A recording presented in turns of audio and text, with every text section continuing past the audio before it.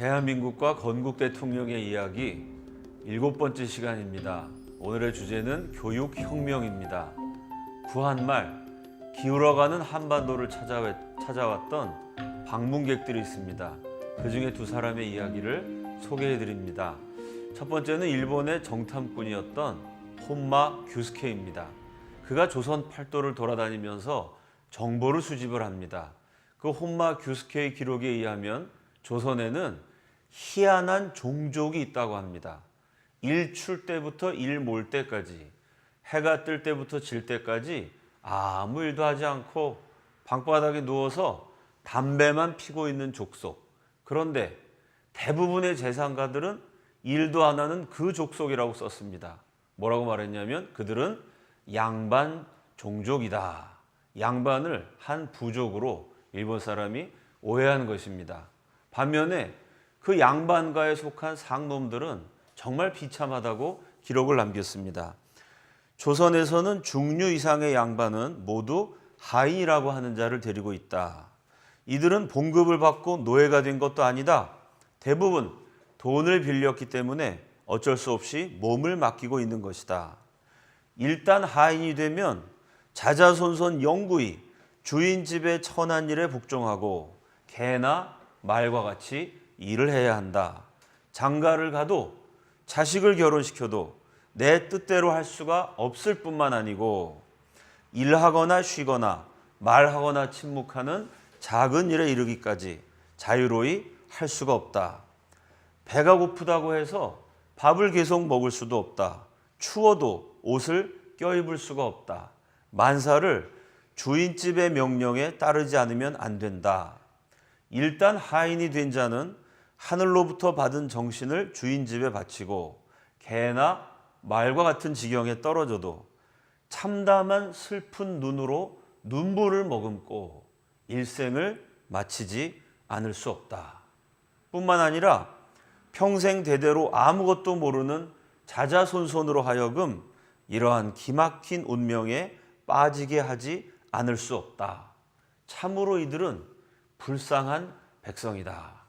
일본 정탐꾼의 눈에 비친 양반들, 아무것도 안 하면서 부자였습니다. 반면에 상놈, 아래껏 천민, 하인들, 그 슬픈 눈에 눈물을 머금고 있는 자자손손 비참한 운명을 물려주어야 하는 정말 불쌍한 인생들이었습니다. 이렇게 조선에는 양반과 상놈의 신분 차별이 있었습니다. 또 한 사람, 미국 선교사였던 제이콥 로버트 무스의 기록이 있습니다. 강원도 지역에 처음 교회를 세우신 분입니다. 한국인을 정말 사랑했습니다. 그런데 내가 사랑하는 한국인들에게 참 이상한 습관이 있다고 기록을 했습니다. 여러분, 딸아이가 태어나면 얼마나 예쁩니까? 그 딸아이가 재롱 부리고 애교를 떨 때 아빠들이 거기 흠뻑 빠져서 흔히 딸 바보라고 부르는 참 그런 아빠들도 많이 있습니다. 그런데 조선 사람은 그렇게 예쁜 딸아이가 태어났을 때 오히려 슬퍼하면서 이름을 이상하게 지어준다. 제이콥 로버트 무스가 기록했습니다. 어떤 이름이냐면요, 영어로 하면 sorrowful. sorrowful을 글자 그대로 직역하면 슬픔이 정도가 될 것입니다. sorrowful이란 이름이 너무나 흔하다라고 적었어요.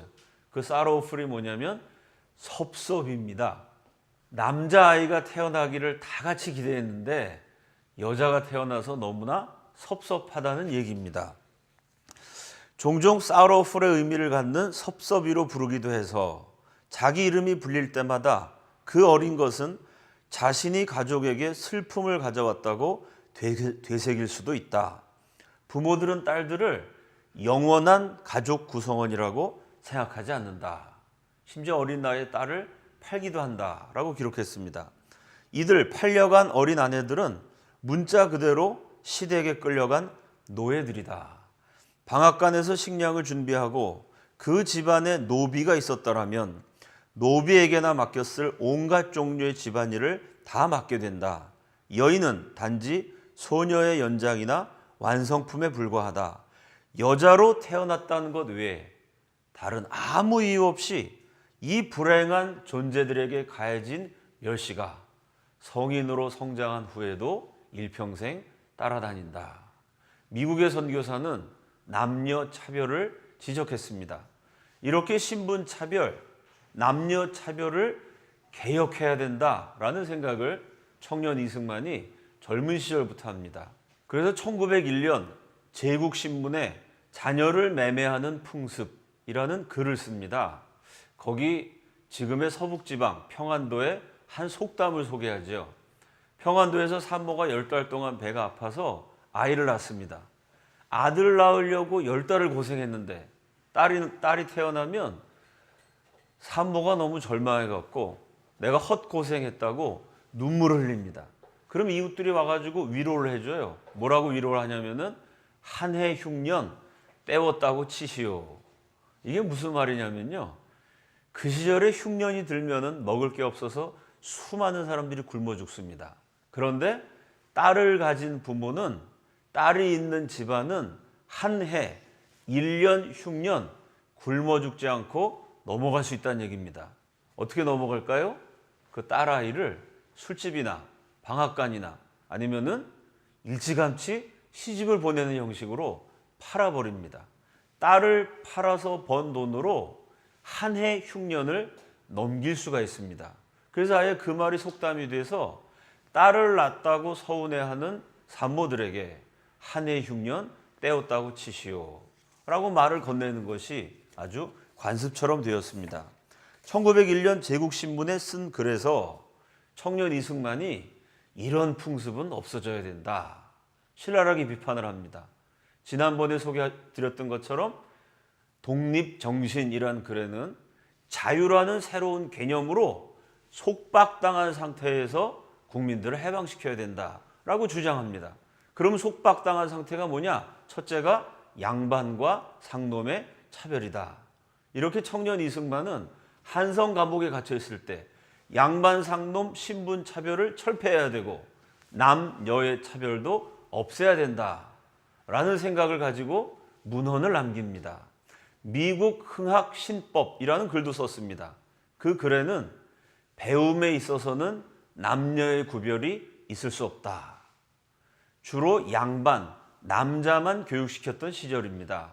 상놈, 여자도 양반, 남자와 똑같이 교육의 혜택을 받아야 된다. 신분 차별 철폐, 그리고 전 국민에게 교육을 시키는 교육 혁명의 꿈을 감옥에서부터 간직했습니다.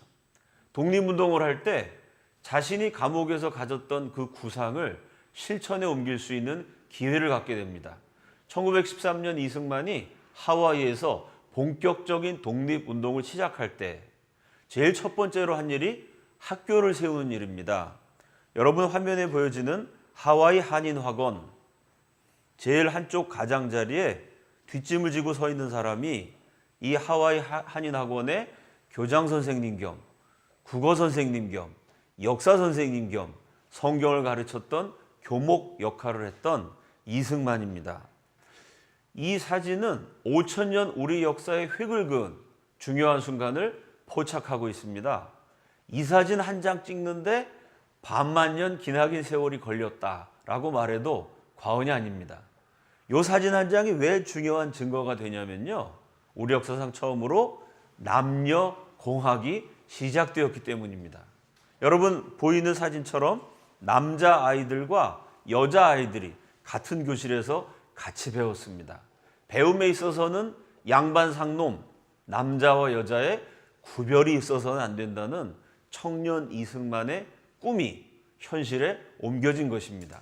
그런데 우리 역사상 최초의 남녀공학 학교라고 하면요. 그전에는 남자만 교육시켰습니다. 그러다가 남녀공학을 시작했으니까 남자애들이 많은데 여자애들을 몇 명 끼워 넣은 형태의 구성으로 생각하기가 쉽습니다. 사진을 보면요. 여자아이들이 더 많습니다. 오히려 남자가 소수입니다. 이게 어떻게 된 거냐? 조선에서 딸 아이가 태어나면은 그냥 어린 나이에 시집을 보내든지 팔아버리던 악습이 하와이에서도 계속됩니다. 하와이에 와 있던 우리 교민들이요. 딸을 낳으면 길거리에 버리기도 하고 그저 중국 사람, 하와이 원주민, 하와이에 사는 다른 민족들에게 어린 나이의 딸을 강제로 시집 보내기도 합니다. 이승만이 독립운동하기 전에요, 하와이를 구석구석 돌아봅니다. 길거리에 거지를 보는데 이 거지가 이상하게 생겼어요. 하와이 원주민하고도 닮지 않았고 미국 사람도 아닙니다. 생긴 걸 보면 틀림없이 조선 아이처럼 생겼는데 조선말을 못해요. 이게 어떻게 된 건가 조사를 해봤더니 그 조선의 악습이 그대로 이어져서 딸 아이들을, 아들은 귀중하니까 키우지만 이 쓸모없는 딸아이 그냥 버린 것입니다. 그렇게 버려진 여자아이들, 노예처럼 팔려간 여자아이들을 다 데려다가 학교를 만듭니다. 그런데 그 학교를 여학교를 만든 것이 아니고 남녀 공학을 만듭니다. 남자와 여자가 같은 교실에서 공부도 같이 하고 밥도 같이 먹고 같이 뛰어놀면서 서로가 서로를 배워가야 남녀 평등 시대가 열린다. 차별을 철폐할 수 있다는 선각자적인 결단입니다. 이승만이 남녀공학 학교를 세운다 그랬으니 조선 사람이 다 반대합니다. 남녀 7세 부동석, 7살만 돼도 같은 자리에 앉는 법이 아닙니다.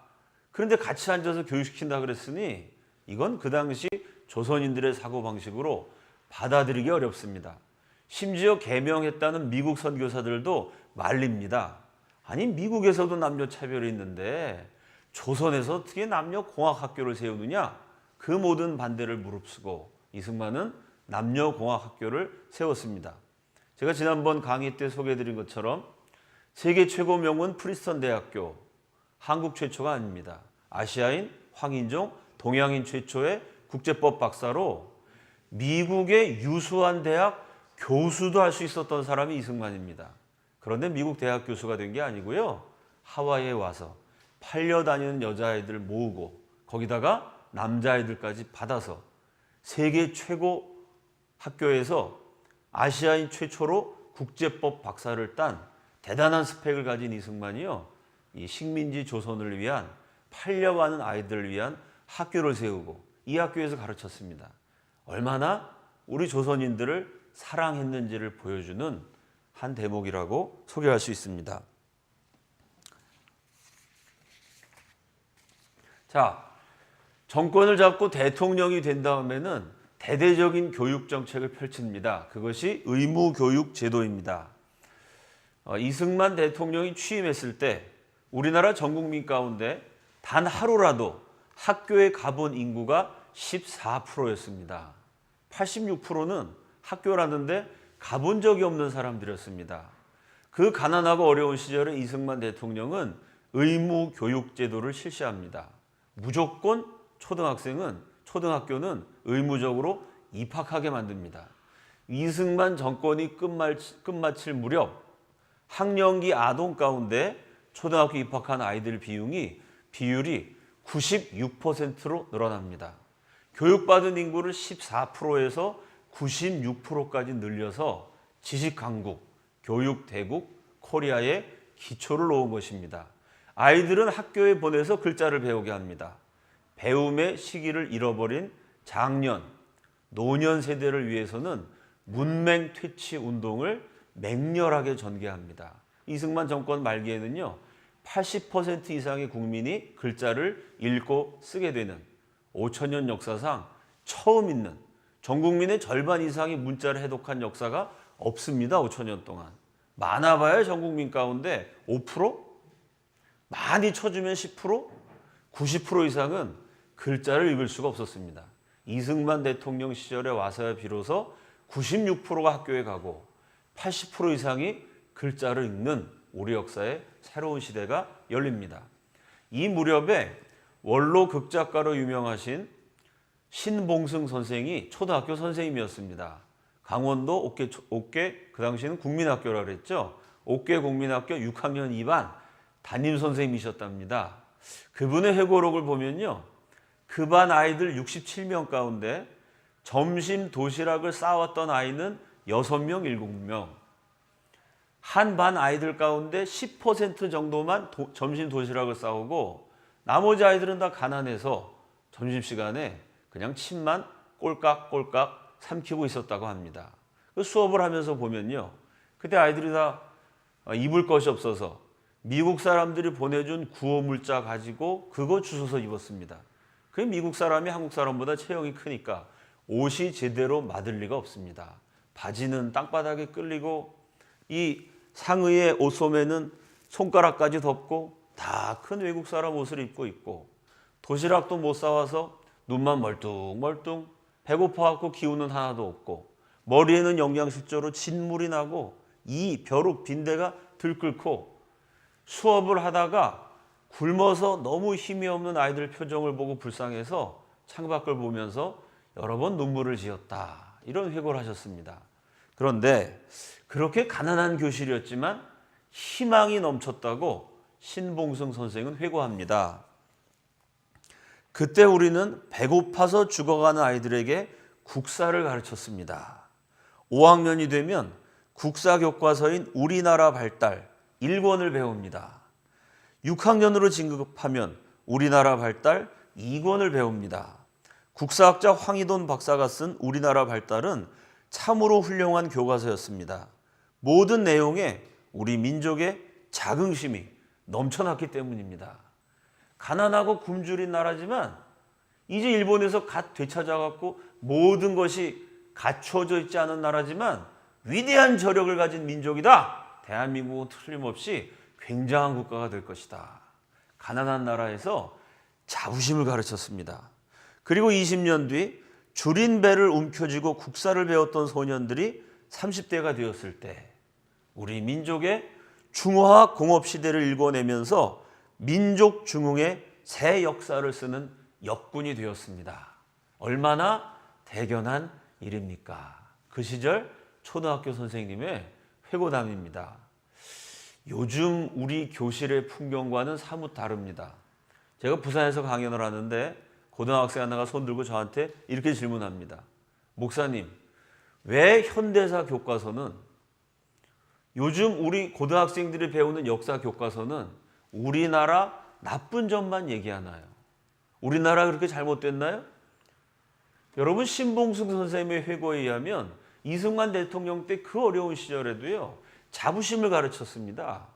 그런데 이 풍요한 대한민국에서 고등학생 아이가 저한테 질문한 내용이 왜 역사 시간에 대한민국은 태어나지 말아야 될 나라인 것처럼 첫 단추부터 시작돼서 모든 것이 잘못된 나라인 것처럼 저 김일성, 김정일도 탄압했다는 내용이 없는데 대한민국 역대 대통령은 어쩌자고 국민들을 탄압만 했는지 왜 나쁜 내용만 가르칩니까? 요즘 아이들은 그렇게 질문합니다. 과연 교육이란 게 뭐고 역사 교육이 어떻게 되어야 되는가 생각해 보아야 할 문제입니다. 전 국민은 초등학교에서 글자를 다 배우겠습니다. 지도자들을 위한 또 다른 정책이 이승만 박사에게 있었습니다. 이승만 대통령이 집권하기 전 50년 동안 미국 유학을 갔던 사람 숫자 다 합치면 500명이 안 됩니다. 그런데 이승만 대통령 집권 11년 6개월 동안 연수, 유학, 다양한 형태로 무려 2만 명을 미국에 보냅니다. 그 가난하던 시절에요. 미국 유학 갈 돈이 없습니다. 이승만 대통령의 탁월한 외교 정책으로 한미동맹에 의해서 장학금을 받기도 하고 또 생활비를 보장받기도 하고 이렇게 가난한 나라의 엘리트 청년들이 미국 정부의 후원을 받아서 공부할 수 있도록 길을 열어줍니다. 이때 이승만 박사가 유학 혹은 연수를 보냈던 2만 명의 인재들 가운데 대표적인 인물, 전 국민이 다 알고 있는 바로 이분, 박정희 나중에 대통령이 되셨죠. 그때는 군인이셨습니다. 박정희 군인이 준장으로 진급했을 때 미국 연수를 보내서 세계 최강대국 미국에 대해서 배우도록 이승만 대통령이 기회를 줍니다. 그 이승만 대통령 시절에 발탁이 돼서 나중에 박정희 정권 시대까지 계속해서 우리나라 경제 발전에 중요한 역할을 담당하신 분이 신현확 부총리이십니다. 그분이 1950년대 이승만 대통령 시절을 회고하면서 이런 얘기를 했습니다. 1950년대는 식민지에서 갓 해방되어서 기반이 없었기 때문에 남아있는 기반도 6.25 전쟁으로 파괴가 되었기 때문에 무슨 일을 하든지 성과가 날 수 없는 시대였다. 뭐 경제라는 것도 어느 정도 기반이 있어야 그다음 경제 발전이라는 성과를 낼 수가 있겠죠. 기반조차가 없어서 무슨 일을 하든지 성과를 낼 수 없는 시대가 이승만 시대였습니다. 그런데 그 시대에 우리는 아이들을 가르쳤다. 이승만 대통령 시절에 교육시킨 아이들이 자라나 박정희 대통령 시절에 한강의 기적을 이루는 주역이 되었다. 이것이 우리 경제 발전되는데 큰 역할을 감당하셨던 신현학 총리의 회고입니다. 그래서 예전에는 한국 경제의 발전을 가리켜서 한강의 기적이라고 부르지 않습니까? 한강의 기적은 박정희 대통령의 업적이다. 이렇게 많이 얘기를 했습니다. 그러나 요즘은 역사의 해석이 조금 달라집니다. 원로 극작가였던 신봉승 선생의 말씀이나 경제 지도자였던 신현학 총리의 말씀이나 공통점이 있죠. 이승만 대통령이 사람을 길러냈고 박정희 대통령은 그 사람을 잘 지휘해서 경제를 일으켰다. 박정희 대통령의 업적은 눈에 보입니다. 고속도로를 깔았고 공장을 세우셨고 수출품을 만들었습니다. 이승만 대통령의 업적은 눈에 보이지 않습니다. 왜냐하면요, 고속도로를 깐 사람, 공장을 세운 사람, 수출품을 만든 사람을 교육했기 때문입니다. 그래서 한강의 기적은 사람을 교육시킨 이승만의 업적 더하기 그 사람들을 잘 지휘해서 폭발적으로 경제를 시킨 박정희 업적 두 분의 공동 작품이다 라고 해석하면 정확할 것으로 생각됩니다. 자, 한성 감옥 시절부터 이승만 박사는요, 양반 상놈의 차별, 남자와 여자의 차별을 철폐해야 된다고 부르짖었습니다. 그 신분 또 남녀 차별을 없애기 위해서 지난번 강의 때 소개해드린 것처럼 농지개혁이란 걸 했습니다. 상놈들이 양반 눈치 보지 않고 스스로 일해서 스스로 먹게 될 때, 경제적으로 자립하게 될 때 저절로 차별은 없어진다고 봤습니다. 두 번째로 오늘 제가 강의 시간에 소개해드린 것처럼 교육혁명을 했습니다. 자, 국민들에게 땅을 주고 교육을 시킨 것. 무슨 얘기냐면 양반들만 갖고 있던 특권을 전 국민에게 나눠준 것입니다. 조선조의 양반만 갖고 있었던 것이 두 가지, 땅과 교육입니다. 그런데 그 땅을 전 국민에게 나눠주고 교육을 전 국민 받게 만들었습니다. 결과적으로 전 국민을 양반으로 만든 것입니다. 이 이승만의 개혁이 성공함으로써 차별이 철폐되었고 양반이라는 단어도 새로운 의미를 갖게 됐습니다. 옛날에 양반, 신분, 특권을 뜻하는 용어였습니다. 지금 양반이라는 단어는요, 부부싸움할 때도 씁니다. 이 양반이 왜 그래? 그런 얘기를 부부간에 서로 주고받기도 합니다. 이제는 양반이란 말이 이 양반 저 양반, 보통 사람을 가리키는 말이 됐습니다. 글자 그대로 보통 사람이 다 양반이 된 평등국가 대한민국을 개혁해낸 이승만의 위대한 업적입니다. 이 이승만의 토지개혁과 교육혁명, 차별을 철폐한 이 공로를 다른 나라하고 한번 비교해 보겠습니다. 1947년 대한민국 건국 1년 전에요. 이 나라 지도자 백범 김구 선생, 오남 이승만 박사 이런 분들이 호주머니를 털었습니다. 나라 세우기 전에 인재를 먼저 길러내야 된다. 조선에 아주 유능한 청년 5명을 선발해갖고 우리보다 앞선 농업 기술을 가지고 있었던 나라로 유학을 보냅니다. 학생 5 유학 보냈는데 공항에 우리나라 민족 지도자들이 다 나옵니다. 이승만 박사, 김구 선생 다 나오셔갖고 너희들이 가서 열심히 공부해갖고 이제 조금 있으면 우리도 나라를 세운다. 우리가 세우는 대한민국에 기여하는 인재가 돼야 된다. 이러고 장학금 줘서 유학 보냈습니다. 당장 우리에게 필요한 농업 기술을 배우기 위해서 유학 간 나라. 거기가 어디냐면 파키스탄이었습니다. 우리보다 훨씬 잘 사는 나라였어요. 박정희 대통령이 경제개발 5개년 계획을 2번째 실시하면서 국민들한테 얘기했습니다. 이번에 경제개발 계획에 성공하면 우리가 아시아에 아주 잘 사는 저 나라보다 더 잘 살게 된다 라고 얘기를 했다가 욕을 바가지로 먹었습니다. 저건 공약이 아니라 사탕발리입니다. 요즘 말로 하면 포퓰리즘이다. 저건 말도 안 되는 헛소리다. 아니 가난한 한국이 어떻게 저 잘 사는 나라보다 더 발전할 수가 있느냐. 그 나라가 어디냐면요.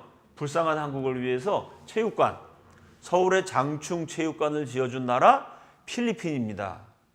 여러분 대한민국의 수준은 파키스탄에 유학 가서 배우고 필리핀보다 잘 살게 된다고 말했다가 말도 안 되는 아주 꿈 같은 소리라고 비판을 받았던 수준입니다. 지금 대한민국과 파키스탄과 필리핀을 비교하는 사람은 없습니다. 우리보다 훨씬 앞섰던 나라였는데 지금은 비교의 대상조차 되지 않습니다. 그럼 왜 한국은 발전했고 파키스탄, 필리핀은 그 자리에 있었을까요? 그 나라들은요. 국회를 위한 법을 만들었습니다. 지난번에도 말씀드렸듯이 한국이나 필리핀이나 파키스탄이나 국회의원들은 대부분 지주입니다. 땅을 가진 지주가 교육도 받을 수 있고 경제력을 바탕으로 금배지도 달 수가 있는 것이죠. 국회가 국민을 위한 국회가 되고 국가를 위한 국회가 되었다면 당연히 토지개혁을 해서 전 국민 먹고 살게 해줘야 됩니다. 그런데 한국도 필리핀도 파키스탄도 국회가 그렇게 하지 않았습니다. 차이점이 있다면 한국에는 이승만이라는 강력한 지도자가 국회를 압박까지 했습니다. 그것 때문에 독재자라고 비판도 많이 받았습니다.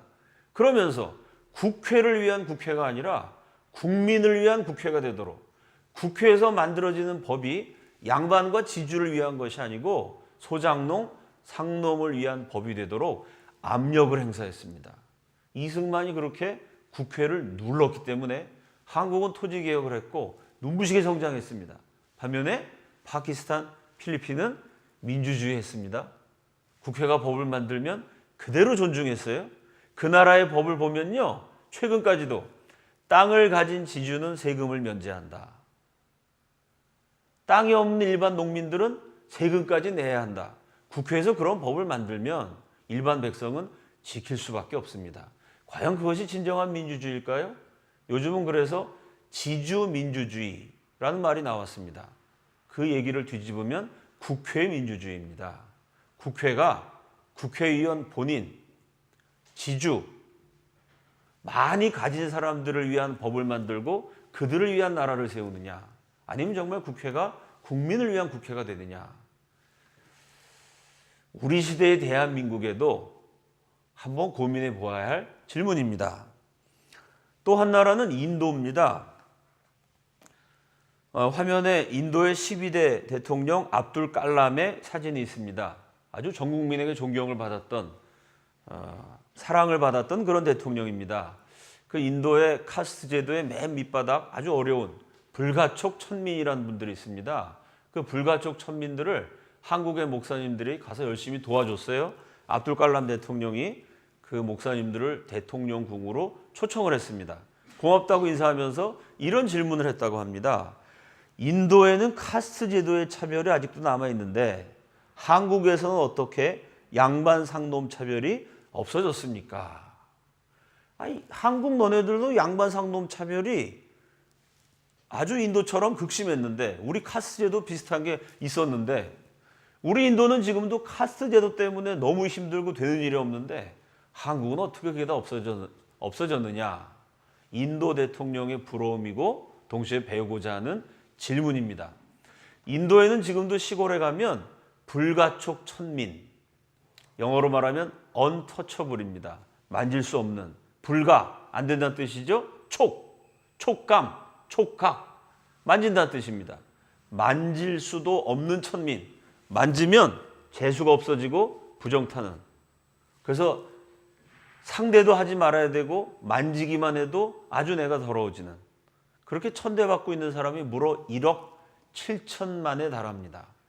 불가촉 천민은 지금도 쉽게 확인할 수가 있어요. 왜냐하면 목에다가 목걸이를 하는데 옹이 그릇 같은 것을 매달고 다닙니다. 인도는 비포장도로가 많고 먼지가 많이 나요. 걷다 보면 가래가 생겨갖고 사람들이 이렇게 막 침을 많이 뱉습니다. 그런데 불가촉 천민이요, 만지기만 해도 부정 타는데 만약 불가촉 천민이 땅에다가 침을 뱉으면 그 땅 전체가 다 저주를 받아갖고 동네 사람한테 맞아 죽습니다. 그래서 불가촉 천민은 목에다가 그릇을 딱 달아갖고 침을 요 그릇에만 뱉습니다. 엉덩이는 꼬리가 달렸어요. 불가촉 천민이 땅을 밟으면 땅이 부정타게 되죠. 그래서 걸어가면서 자기가 찍는 발자국을 엉덩이에 꼬리처럼 매단 빗자루로 발자국을 지워가면서 걸어갑니다. 이렇게 말도 안 되는 고생을 하는 사람이 지금도 무려 1억 7천만에 달합니다. 그런데 대한민국은 양반 상놈 제도가 있었지만 그 양반만 갖고 있는 땅과 교육을 전 국민에게 나누어준 건국 대통령이 있었기 때문에 이 차별을 철폐하게 된 것입니다. 자, 마지막으로 미국하고 비교해보죠. 한국 아이들의 서재에 가보면 위인전 목록 가운데 링컨, 간디 어느 집에나 있습니다. 간디는 어떤 사람이냐? 물론 그분이 위대한 업적을 많이 남기셨지만 그 인도를 식민 통치했던 영국이 인도 사람들에게 압력을 넣습니다. 저 불가촉 천민들 너무 불쌍하지 않냐?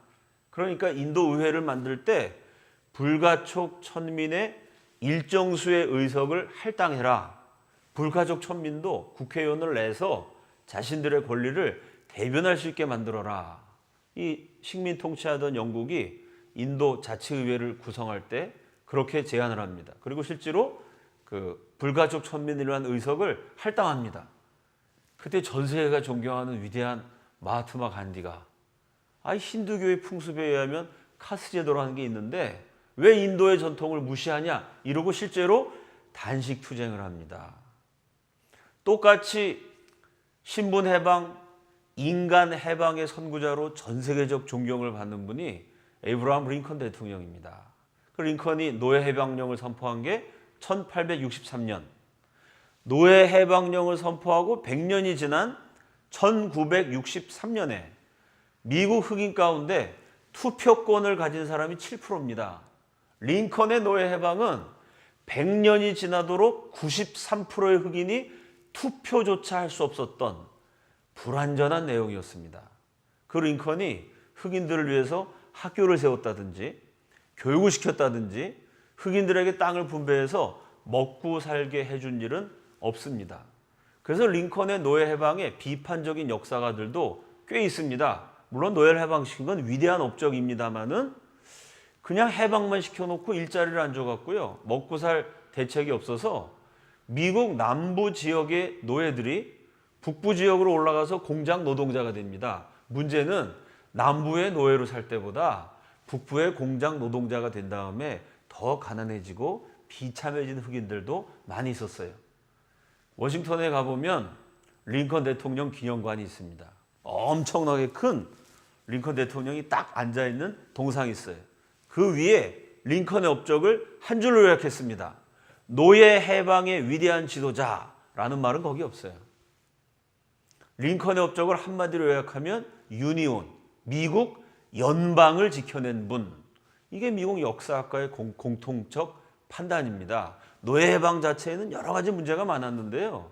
그 남북전쟁을 치르면서까지 남과 북으로 분단될 뻔했던 이 유나이티드 스테이츠, 이 연방을 지켜낸, 그래서 그 분단됐으면 미국이 지금처럼 강대국이 안 됐겠죠. 연방을 지켜냈기 때문에 강대국으로 성장할 수 있는 초석을 놓았다. 이것이 미국 역사가들의 공통적인 대부분의 해석입니다.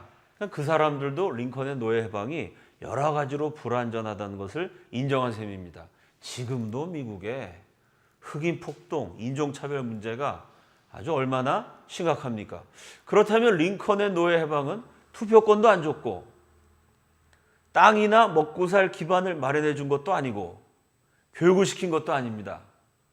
그와 대조적으로 대한민국 건국 대통령 이승만의 정책은 농지개혁으로 먹고 살 땅을 줬고요.